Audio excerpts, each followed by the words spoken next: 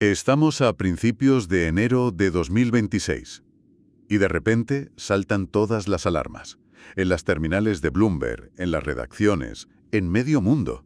Estados Unidos acaba de ejecutar una operación relámpago en Caracas. El Palacio de Miraflores ha sido asaltado, Nicolás Maduro interceptado y, bueno, puesto en un avión rumbo a Nueva York, para ser juzgado.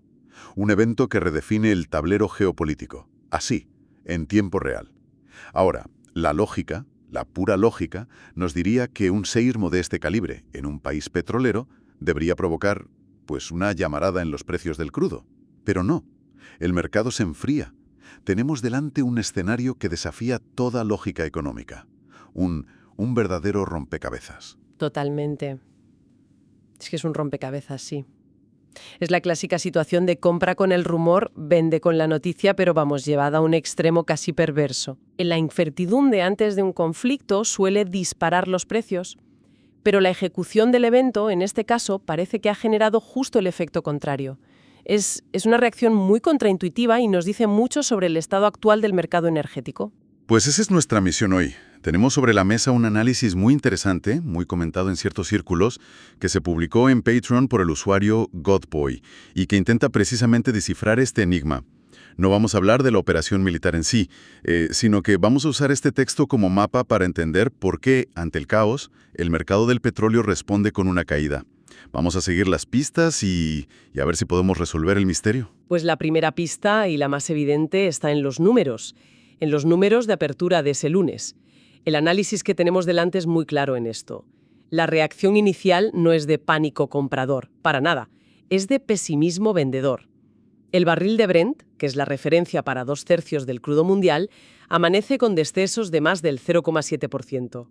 ¿Y el WTI, el de Estados Unidos? Y el West Texas Intermediate, el WTI, llega a caer casi un 1%. Y es clave que ambos, el Brent y el WTI, caigan en paralelo, porque a veces vemos que se distancian por problemas logísticos o de almacenamiento, por ejemplo en Estados Unidos, pero aquí la caída es generalizada.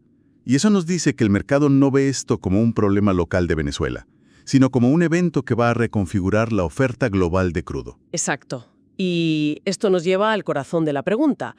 ¿Por qué este pesimismo? El análisis sugiere que la respuesta no está en el evento en sí, en la operación, sino en lo que viene después. El mercado detesta un vacío de poder, pero detesta aún más una toma de control sin un plan claro y ejecutable. La gran pregunta que se hacen los operadores no es si Venezuela será más democrática, sino qué va a hacer Estados Unidos con el petróleo venezolano. O sea, la incertidumbre no es si habrá petróleo, sino quién lo va a controlar, cómo va a salir del país y, claro, a qué precio. Precisamente. Los operadores están pensando en cosas muy concretas. ¿Se van a respetar los contratos que ya existían, los firmados por el régimen anterior? ¿Qué empresas, probablemente estadounidenses, se encargarán de la reconstrucción de una infraestructura petrolera que está literalmente destrozada? Claro. Tras años y años de desinversión. Y la pregunta del millón: ¿cuánto tiempo va a tardar ese petróleo en llegar de verdad al mercado de forma masiva? ¿Meses? ¿Años? Nadie lo sabe. Esa es la verdadera incertidumbre que está enfriando los precios. El mercado ve un activo gigante, sí, pero bloqueado por un laberinto logístico y político. Vale, entiendo esa reacción inicial, la de la sorpresa. Pero para calibrar bien ese pesimismo del que hablas, supongo que primero tenemos que poner sobre la mesa la magnitud real de lo que es Venezuela en el mapa mundial del petróleo, porque quizá no todo el mundo es consciente de las cifras que se manejan. Es que las cifras son, sencillamente, mareantes. El texto nos las recuerda y es fundamental tenerlas en mente. Venezuela cuenta con unas reservas probadas estimadas de 303.000 millones de barriles. Espera, para un momento. 303 millones, es que la cifra es tan absurda que no te entra en la cabeza. Sí. Estamos hablando de que es más que Arabia Saudí, que es el país que a todos nos viene a la mente cuando pensamos en petróleo. Ellos tienen unos 267 millones. Esto lo cambia todo. Lo cambia todo.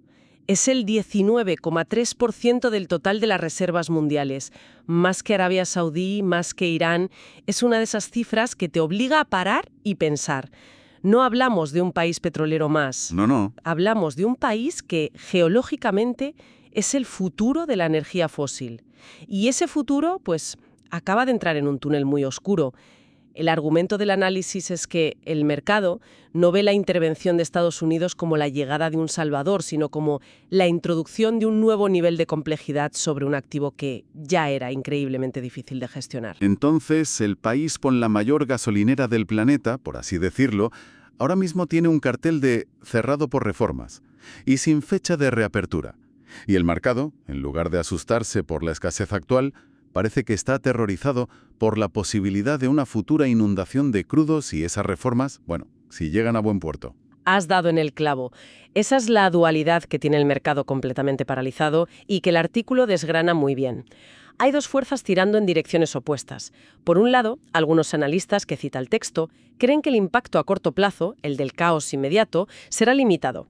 Hablan de un efecto de apenas entre 1 y 3 dólares por barril. Vamos, casi ruido considerando la que se ha liado. Pero eso me cuesta creerlo. La historia nos dice que los mercados sobrereaccionan, siempre, al riesgo geopolítico.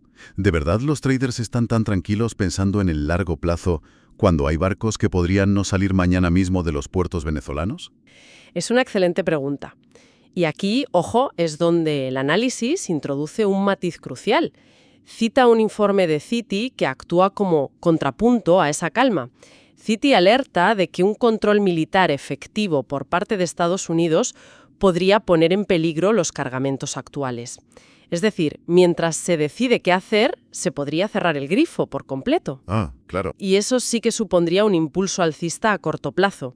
Así que tienes la tormenta perfecta. Un cóctel explosivo de señales contradictorias. Exacto. Tienes a un grupo de analistas mirando a 2 o 3 años vista y diciendo, bueno, si esto se arregla, el mercado se va a inundar de petróleo barato, así que vendo.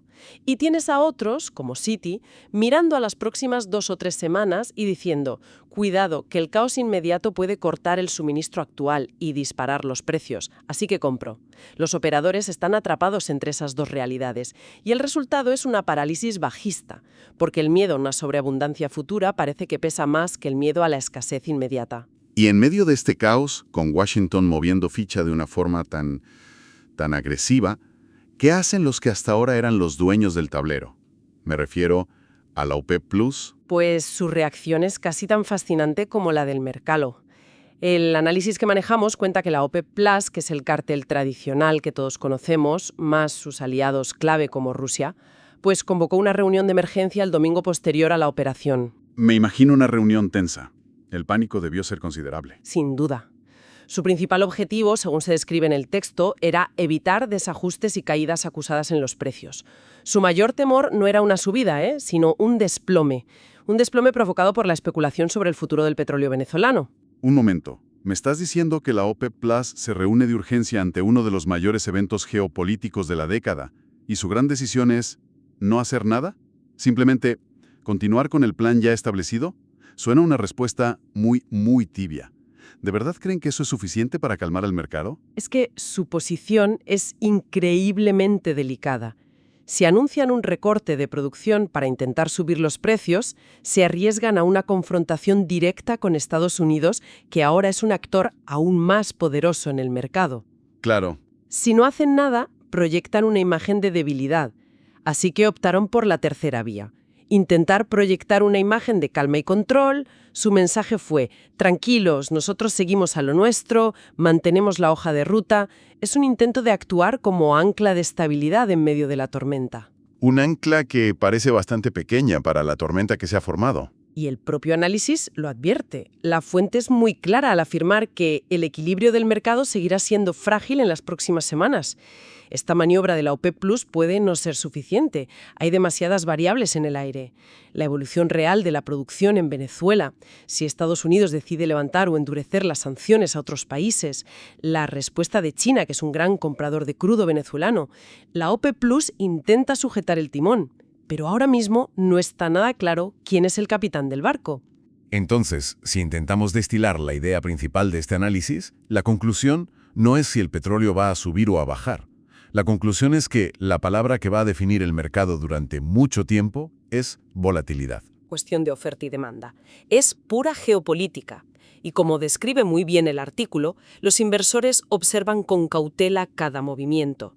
Saben que un tuit desde Washington o una imagen de un sabotaje en un oleoducto venezolano puede cambiar la dirección del mercado en cuestión de minutos. Y todo eso, como bien apunta el texto, no ocurre en un momento de bonanza. Ocurre sobre un mercado que ya venía tocado por la desaceleración económica global y por la enorme incertidumbre de la transición energética. Lo de Venezuela no es una crisis nueva, es una capa de complejidad brutal sobre un sistema que ya mostraba signos de agotamiento. Exacto. Es como echarle gasolina a un fuego que ya estaba descontrolado. La fragilidad era la norma y ahora se le ha añadido un factor de caos de primer orden. De acuerdo. Pues si recapitulamos las pistas que hemos seguido para resolver el rompecabezas de hoy, el cuadro es fascinante. Partimos de un evento geopolítico sin precedentes en Venezuela. Eso nos lleva a una reacción del mercado que, como decíamos, parece ilógica, con caídas de precios. Pero hemos visto que no es ilógica, sino que responde a un miedo muy específico. Sí, el pánico a una futura sobreoferta si Estados Unidos consigue normalizar la producción de las mayores reservas del planeta. Luego hemos analizado esa tensión brutal entre dos futuros. El caos a corto plazo que podría interrumpir el suministro y subir los precios contra la posibilidad a largo plazo de una inundación de crudo que los hunda. Y en el centro de todo, la OPEP Plus intentando mantener la compostura, actuando más como un espectador preocupado que como el regulador del mercado que solía ser. ¿El resultado? Un mercado en vilo definido por la incertidumbre. La verdad es que el análisis, aunque parte de un solo post, nos ha dado un marco muy sólido para entender la complejidad del momento. Sin duda. Y si me permites una última reflexión, todo este análisis se centra brillantemente en las consecuencias económicas, en el precio del barril.